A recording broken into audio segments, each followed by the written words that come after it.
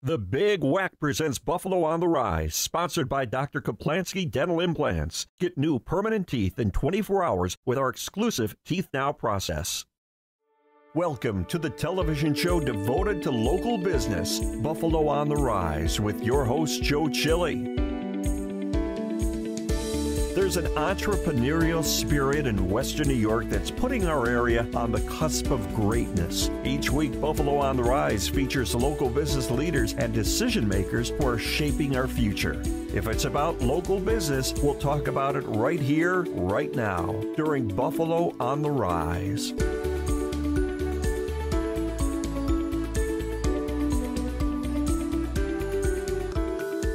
I'm Joe Chili. On this edition of The Big Whack presents Buffalo on the Rise. The business of cannabis is changing every day. What is it used for? What is legal to dispense and what is not? Meet Joel Giambra from Honey Kenmore. Did you know that there's a radio reading service for the visually impaired in the Niagara Frontier? Find out how you can listen and help keep this service on the air. Then, are you happy with your smile? Dr. Kaplansky from Kaplansky Dental is here with affordable ideas for dental care. All on this edition of The Big Whack presents Buffalo on the Rise.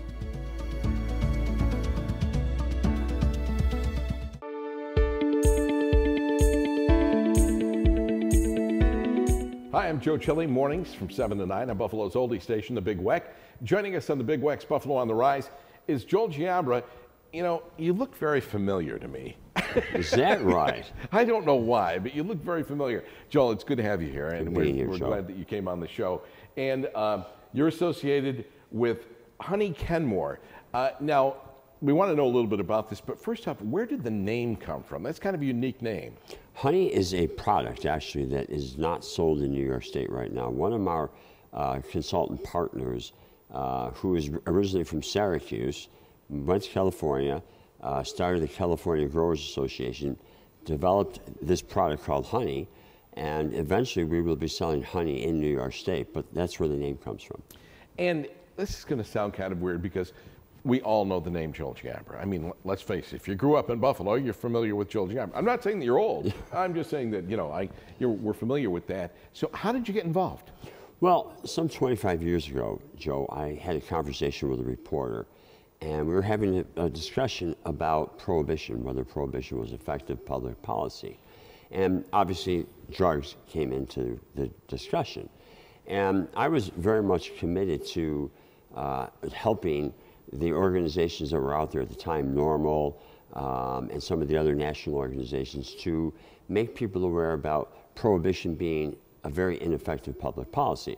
So I started talking about that. So I mentioned it to a reporter, and I think the next day the Buffalo News ran a headline, Giambra wants to legalize drugs. So at that point, you know, 25 years ago, people thought I was insane. Maybe now they realize why I said what I said, right? Right. However, that's how it started, my involvement in this whole effort. And what would you say makes Honey Kenmore different? Because we have a lot of different things that are popping up now, and it's in the news lately, and whatever, when we start talking about CBD oil and things of this nature, or creams. And how would you define what makes your place different? Well, we didn't want to have a smoke shop. We didn't want to have a head shop, all right? We wanted to have a cannabis boutique, because I believe very strongly that the flower is a very important part of a healing process. And we all know that now CBD, how effective it is for people with pains and aches. So the plant is a very significant plant, and it will become more a significant part of our lifestyles. And what we're trying to do is to help normalize the cannabis industry because of the potential effect it has on people's health and well-being. And do you think that there was kind of, for lack of a better term, hocus pocus to it when it first started? So what about the customer experience? Do you have people that come in and ask a lot of questions? Yeah, as you think about the war on drugs, what a huge failure, right? The longest war in the history of our country, and we failed. And we lost a lot of people. And now we're losing a lot of people to the illicit drug market. So part of my effort was, again, in this normalization process, was to get rid of the illegal drugs in the marketplace and to use it as an opportunity to generate revenues, if you will, not to the black market, not to the criminals, but to the government, to be used for advertising, to be used for public awareness campaigns about how to use the product safely. That's the reason I wanted to be involved in this, and that's what we're going to continue to do as we attempt to normalize this whole product and this whole industry. So the political side of your career actually contributed a great deal to what you're doing right now, right? It has. It has. Understanding, how laws are made, why they're made, and how politicians react. I was helpful to me as we worked with these other organizations to help them understand how best to lobby elected officials. Think about it. I mean, for years they told us that if you smoked cannabis, you were going to hallucinate. I started smoking marijuana at a young age. I lived in a housing project. It was available, readily available, right? And I continued to smoke for a while until I was elected to office. And then I didn't smoke as much. So I never, never hallucinated. That whole thing about hallucination is a myth that they used during the war on drugs to try to prevent people from using the product because of big pharma. And that's a whole nother discussion, maybe for another time, as to why it took so long to get cannabis normalized. And that was because big pharma couldn't figure out how to patent this plant. Did Canada kind of push it along here in the States? I think Canada was a help because obviously you go right across the border if you want to. It was a help. But I mean, over half of the states now have adult use of cannabis. So it's happening. The federal government soon hopefully will take it from a Schedule I drug to a Schedule III, which will allow us to, again, continue the normalization process with banking. I have a bank in Oklahoma that I do business with because nobody in New York State wants or feels they can do that business. So eventually you're going to see this whole industry blossom, no pun intended. And what about when I go to your website, it asks if I'm 21 years of age, or whatever the case may be. What do you think is the demographic in our final couple of minutes here? Demographic of the people that are coming in. Are they older? Are they younger? I was surprised at how positive the reaction has been in the village of Kenmore and the surrounding area. Again, I think it's because the way we designed the store. People our age, people can feel comfortable coming in there. There's no bright lights, there's no flashing lights. Again, it's a boutique. So that's the way we think this product should be presented, and I think that's why people in the village have been so receptive to our store. Well, that's great. Joel, thank you. I really appreciate you coming on and talking about it. Nice to see you. Nice to see you. For information and answers to your questions, contact Honey Kenmore by calling 716-200-1551 or go to honeykenmore.com. Sponsorship and promotional considerations for the preceding segment was provided by the following.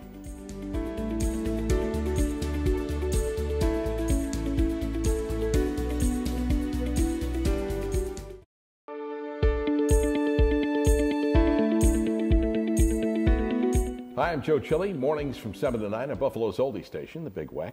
Joining us on the Big Weck, Buffalo on the Rise today, is Mike Benson, who's the Executive Director of Niagara Frontier Radio Reading Service. Mike, how are you? I'm great. How are you? I'm doing very well, thanks.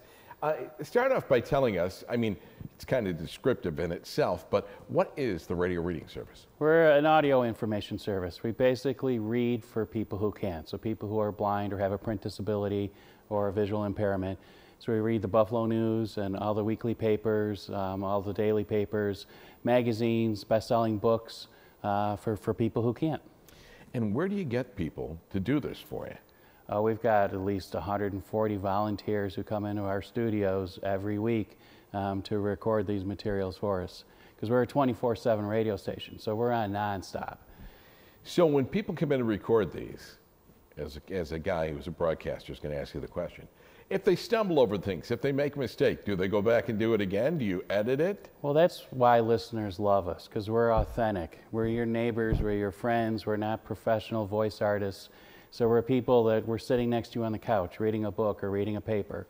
We provide that sense of companionship. So it's a lot more than just the content that we're delivering. And what about the changes? I mean, improvements in technology. I mean, from when you started, because how long ago did you start? We started about 37, 38 years ago, long before Al Gore invented the internet. All right. And so what do you think has changed in that time? A lot has changed, but a lot has not.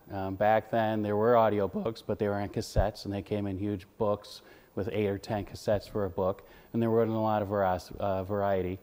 There were no screen readers because there was no computers or internet or anything like that. So our radio station was the only way for people who were blind to get delivery of news and information. Today there's the internet, there's screen readers, but they're not quite the same. Some screen readers are kind of robotic. If they're reading a passage, they'll stumble if they reach a graphic or a picture or something like that. They certainly won't describe the picture. So it's still important for a service like ours to exist. But this isn't done live, it's recorded? We are live every Monday through Friday, reading the Buffalo News from 9 to 11 each morning, and USA Today at noon each day, and everything else is recorded. Now, when it comes to reading these type materials, what happens with copyright and things like that? Are you ever challenged in those areas? Congress passed legislation way back in the 70s called the Chafee Amendment that basically says organizations like ours can do what we do even though it's copyrighted material, as long as the people we're doing for it are blind or have a print disability. All right. And what about people who are blind? How do they access the feature?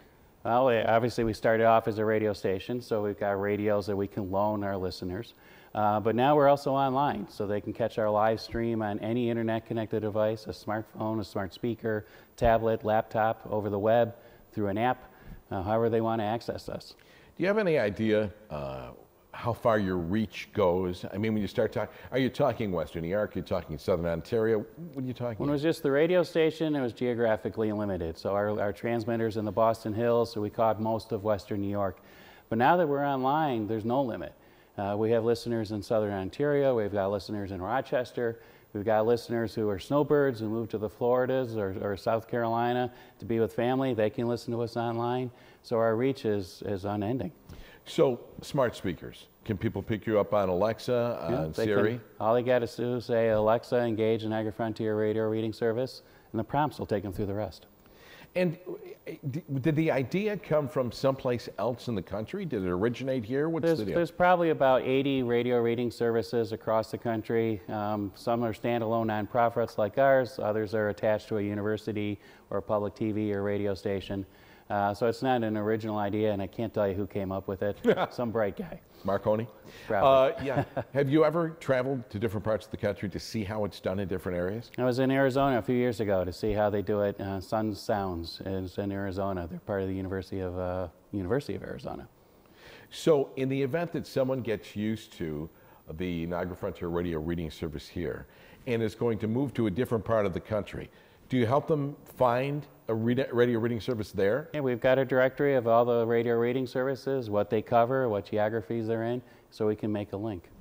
Do you have any idea what is the most popular, whether it be magazine or whether it be issue or newspaper or whatever that that people listen to? It's kind of a tie.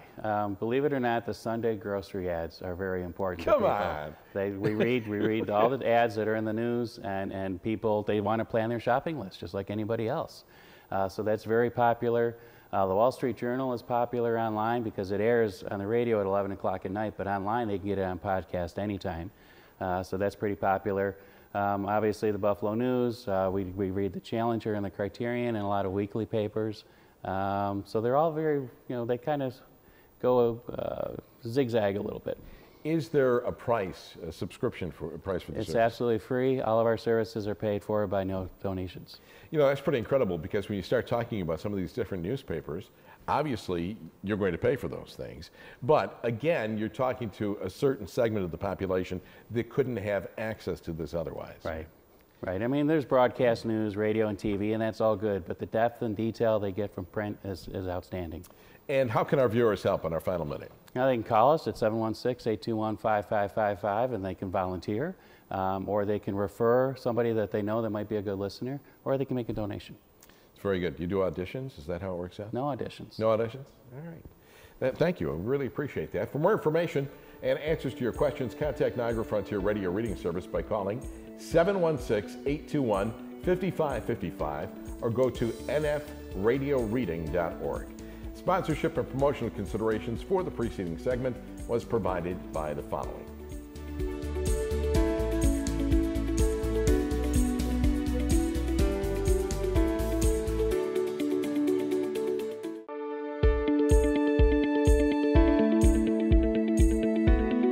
I'm Joe Chile. You can listen to me mornings on the Big Weck.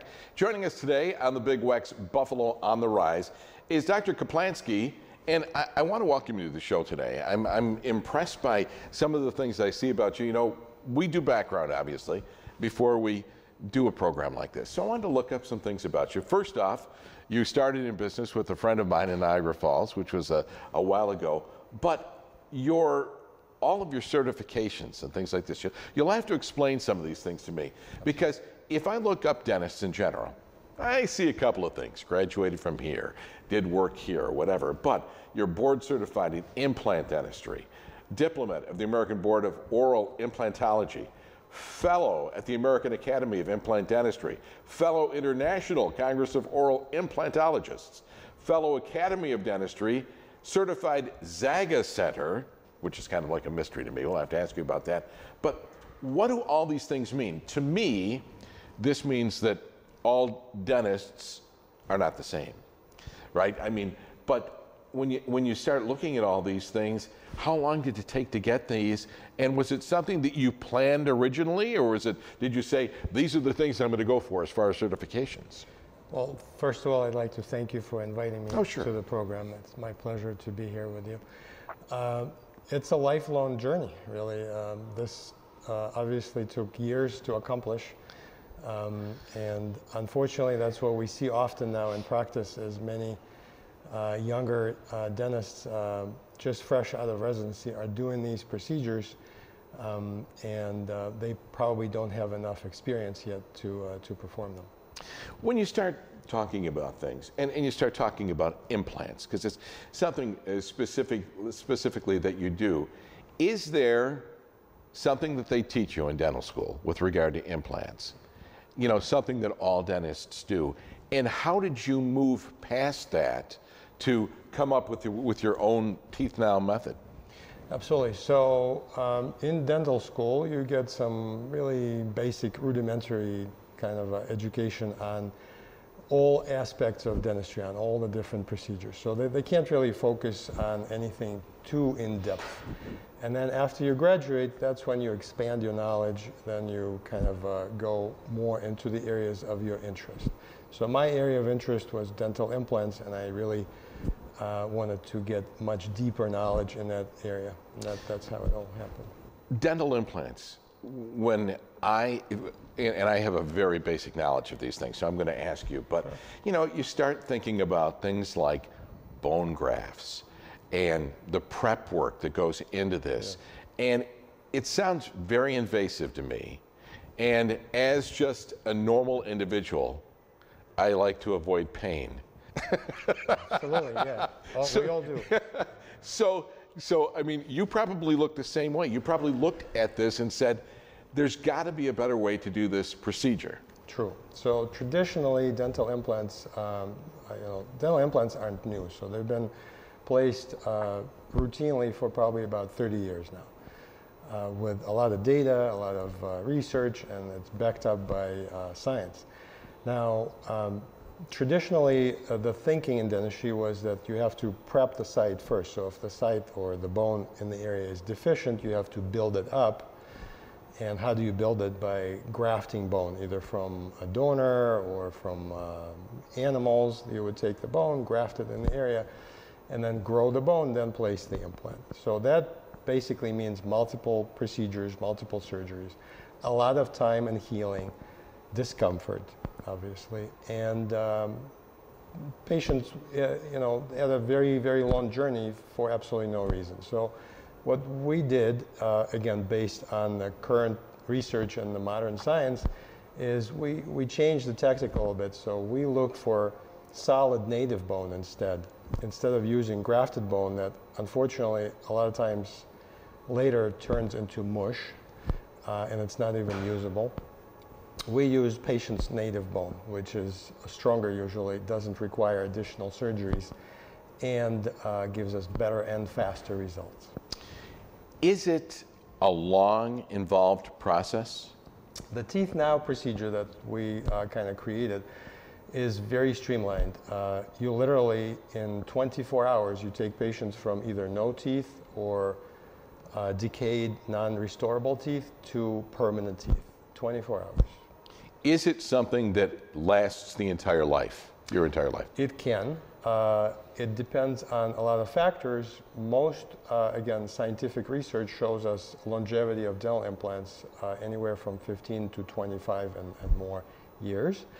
But a lot of it depends on patients' general health, which can change throughout their lifetime, and also on the maintenance, on care and maintenance. So we do insist that patients come back for routine hygiene so we can check things and clean things.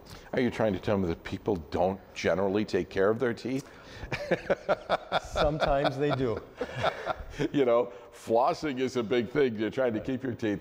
I think that this is fascinating in itself. I think the fact that it's less invasive, your procedure, is a big thing. Not just, you know, for myself. I mean, I hate to sound like, you know, oh my, you know, I don't want to have to go through this, but, you know, I had parents and grandparents that went through dentures, and many, many different kinds of dentures, and dentures that didn't seat right, and dentures that were constantly slipping, or whatever the case may be. So we see it very common. It's a very common experience. Patients really hate their removable appliances. So I'm yet to see a patient who is happy with their denture. So that was another push in creating a process that would give people permanent teeth. So the teeth that they wouldn't have to remove every day to clean. Teeth that wouldn't hurt them when they chew, teeth that wouldn't fall out when they laugh. That's what we did. So if you hate your removable, you know, appliance, you'd want to give Dr. Kaplansky a call. Dentistry by Dr. Kaplansky, 8038 Rochester Road in Gasport. Phone number 716-772-7500. drkaplansky.com is the website, drkaplansky.com. Sponsorship and promotional consideration for the preceding segment was provided by the following.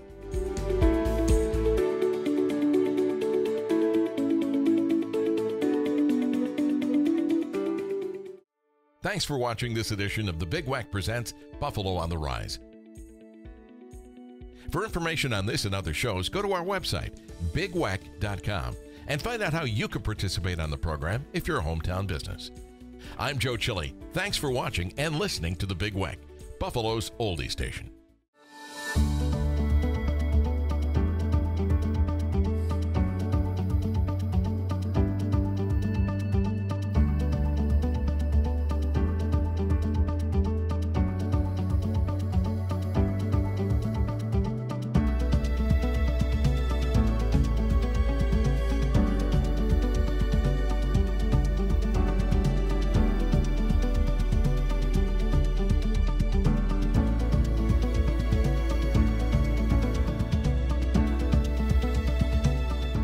The Big Wack Presents Buffalo on the Rise was sponsored by Dr. Kaplansky Dental Implants. Get new permanent teeth in 24 hours with our exclusive Teeth Now process.